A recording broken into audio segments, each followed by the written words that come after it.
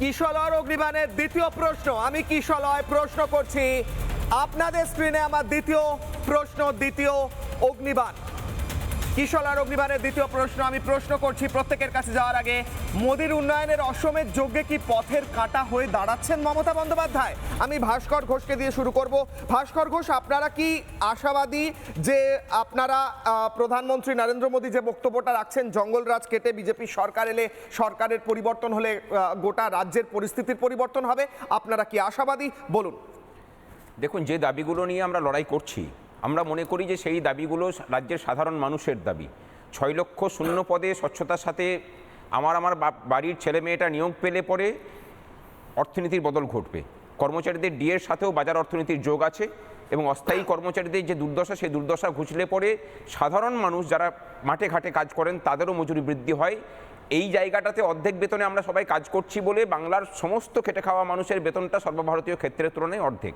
আমরা খুশি হব মাননীয় প্রধানমন্ত্রী যদি আগামীকাল এসে পড়ে আমাদের যে দাবিগুলো আছে সেই দাবির কথা নিজ মুখে ব্রিগেডের ময়দান থেকে বলেন। আমরা বুঝবো যে হ্যাঁ, তাহলে সর্বোচ্চ স্তর থেকেও এই বিষয়গুলোকে নিয়ে চিন্তাভাবনা করা হচ্ছে। রাজ্যটা যে জায়গাতে গেছে, মানুষের শ্রম চুরিটা যে জায়গাতে গেছে, মানুষের শ্রমকে যে জায়গাতে সস্তা করা হয়েছে, সেই জায়গাটাকে প্রতিহত করতে না পারলে না বাঙালি অস্মিতা বাঁচবে, না রাজ্য বাঁচবে, না রাজ্যের জঙ্গল রাজত্ব ঘুচবে। কোনো কিছুটাই ঠিক হওয়া সম্ভব নয়। প্রথম দরকার, একটা জাতিকে যদি তার সম্মানের জায়গায় ফিরিয়ে আনতে হয়, সেটাকে যদি আনতে হয় প্রকৃতভাবে, তাহলে এই জাতির শ্রমটা যারা চুরি করছেন, যারা শ্রমটাকে সস্তা করছেন, সেই জায়গাটাকে আগে রক্ষা করা প্রয়োজন। আমি আরেকটা জায়গাতে আসবো।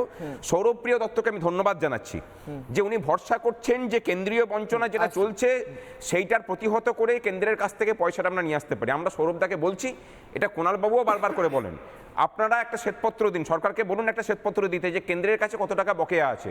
আমরা কর্মচারীরা দায়িত্ব নিয়ে কেন্দ্রের কাছ থেকে টাকা আদায় করে নিয়ে আসবো।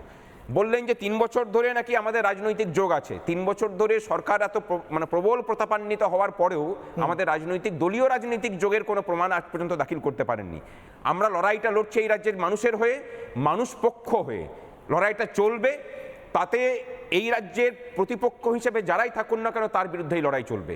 কিন্তু রাজ্যের মানুষের প্রকৃত উন্নয়নের জায়গা থেকে যারাই সরে আসবেন, বর্তমানে যে সরকারটা সরে এসছে তাদের বিরুদ্ধে যেমন অল আউট লড়াই আমরা চালাচ্ছি, সেই লড়াইটা আপাতত চলবে যতদিন পর্যন্ত না এই সরকারটা সঠিক পথে ফিরছে। আসছি দাদা, সৌরভপ্রিয় বাবু উত্তর দিন। আপনাকে সরাসরি প্রশ্ন করা হয়েছে। না, আমি ঠিক আছে, ভাস্কর দাই যে কথাটা দিয়েছে, আশা করব ভাস্কর দাই কাজটা করবেন। আর দ্বিতীয়ত তোমাকে আমি বলি, তুমি অনেকগুলো প্রকল্প দেখালে, ছোট্ট করে আমি বলি যে আমাদের বাংলায় 45% বেকারত্ব কমেছে। 1, 2 নম্বর, তুমি যেটা আয়ুষ্মান ভারত নিয়ে বললে, আয়ুষ্মান ভারতে কয়েক হাজার কোটি টাকার দুর্নীতি হয়েছে, সেটা কেন্দ্রীয় সরকার খুব ভালোভাবে জানে এবং তারা সেই ব্যাপারে অ্যাকশান নিচ্ছে, কিন্তু দুর্নীতিটা হয়েছে। কিন্তু সেই পরিবর্তে আমাদের বাংলায় স্বাস্থ্যসাথী প্রকল্পে প্রায় 2 কোটি পরিবারের 8 কোটি মানুষ স্বাস্থ্য বিমা প্রকল্পের সুযোগ নিয়েছে। দ্বিতীয়ত কথা, এই যে কৃষকদের নিয়ে বলেনি, কৃষকদের নিয়ে যে কথা তুমি বললে, তোমরা জেনে রাখা দরকার যে আমাদের কৃষক বন্ধু প্রকল্প প্রায় 9.16 গুণ বৃদ্ধি পেয়েছে। সেখানে প্রায় 11 কোটি মানুষ কৃষক বন্ধু প্রকল্প পেয়েছে এবং তাতে আমাদের খরচা হচ্ছে 27,000 কোটি টাকা। অর্থাৎ 2011 সাল থেকে আজ পর্যন্ত আমরা কিন্তু আমাদের বাংলায় আমাদের যে প্রকল্পগুলো রয়েছে, মুখ্যমন্ত্রী মমতা বন্দ্যোপাধ্যায় যে প্রকল্পগুলো করেছে, তাতে আমাদের কেন্দ্রীয় সরকারের কাছে হাত পেতে ভিক্ষার দরকার নেই, কিন্তু যেটা আমাদের দরকার সেই টাকাটা আমি আপনাকে একটা প্রশ্ন করতে চাই। এক সেকেন্ড, আমি একটা প্রশ্ন করতে চাই, এরপর আপনার কাছে আসি। আমি প্রশ্ন করতে চাই, হ্যাঁ, আমার প্রশ্ন হচ্ছে স্বাস্থ্যসাথী কার্ড নিয়ে মানুষ হসপিটালের বাইরে দাঁড়িয়ে রয়েছেন, স্বাস্থ্যসাথী কার্ড অ্যাকসেপ্ট করা হচ্ছে না। আপনি জানেন মানুষের দুর্ভোগের কথা, আপনি স্বাস্থ্যসাথী কার্ডের কথা বলছেন, আপনি জানেন আমরা রিপোর্ট করি, আপনি জানেন গরিব মানুষ স্বাস্থ্যসাথী কার্ড পায় না, পরিষেবা পায় না। ভাস্কর ঘোষ কি একটা বলছিলেন? যদি এরকম কোন সমস্যা, আমি অন ক্যামেরা বললাম যে কিশলয়ের মাধ্যমে আমার সঙ্গে যোগাযোগ করবেন, আপনার সঙ্গে যোগাযোগ করতে বাংলার মানুষের স্বাস্থ্যসাথী কার্ড না চলবে, সেই নার্সিং হোমের বিরুদ্ধে আপনি গিয়ে হাসপাতালে গিয়ে দেখুন স্যার, বাংলার গরিব মানুষ স্বাস্থ্যসাথী কার্ড নিয়ে লাইনে দাঁড়িয়ে থাকে। আচ্ছা, ভাস্কর ঘোষ, যে রাজ্যের জনসংখ্যা 10.5 কোটি, সেই রাজ্যে কৃষক বন্ধু 11 কোটি কি করে পেল? যে রাজ্যের জনসংখ্যা 10.5 কোটি, সেই রাজ্যে সৌরভদার বক্তব্য অনুযায়ী 11 কোটি লোক কিভাবে কৃষক বন্ধু পেল, বাকি টাকা কোথায় গেল? 10 কোটি টাকা আরে, বরাদ্দ আমিও এই রাজ্যে থাকি, আমি কোনো কৃষক বন্ধু প্রকল্পের সুবিধা নিই না, তাহলে 10.5 কোটি লোককে 11 কোটি কৃষক বন্ধু দিচ্ছে। আমরা তো এই জায়গাতেই বলছি যে এই যে ক্যাশ টু কি স্কিম প্রকল্পগুলো দেওয়া হচ্ছে, এখান থেকে টাকাটা কাটমানি হয়ে বেরোচ্ছে। সরকারি কর্মচারীদেরকে ডিএ দিতে চাই না কেন, এটা আপনারা বারবার করে জিজ্ঞাসা করেন। সরকারি কর্মচারীদেরকে ডিএ দিলে পরে সেখান থেকে কাটমানি পাওয়া যায় না।